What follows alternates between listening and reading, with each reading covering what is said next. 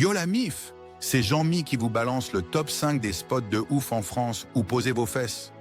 On va faire un tour de France qui déchire, alors attachez vos ceintures, ça va envoyer du lourd.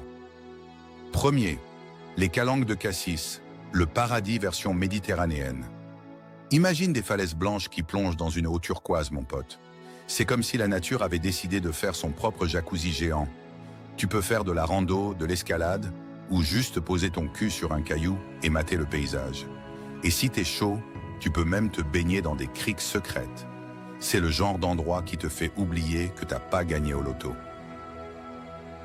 2. Le Mont Saint-Michel, le château de sable version double extra large. Ce truc, c'est comme si quelqu'un avait construit une ville entière sur un rocher au milieu de la flotte. À marée haute, ça ressemble à une île magique. Et à marée basse, tu peux marcher tout autour comme un boss. Fais gaffe quand même. Si tu traînes trop, tu pourrais finir avec les pieds dans l'eau plus vite que tu ne le penses. Troisième, les gorges du Verdon, le grand canyon à la française. Imagine un canyon tellement profond que tu as l'impression d'être dans un film de science-fiction. L'eau est tellement bleue que tu te demandes si quelqu'un n'a pas balancé un truc dedans. Tu peux faire du kayak, de l'escalade, ou juste te poser au bord et faire « waouh » toutes les 5 minutes. C'est le genre d'endroit qui te donne envie de devenir photographe pro. Quatrième Annecy, la Venise des Alpes, mais en plus propre. Cette ville, c'est comme si quelqu'un avait pris le meilleur de Venise et l'avait posé au pied des montagnes. T'as des canaux partout, des petites ruelles trop mignonnes et un lac tellement clair que tu peux voir tes orteils dedans. Et le mieux, il n'y a pas l'odeur de Venise.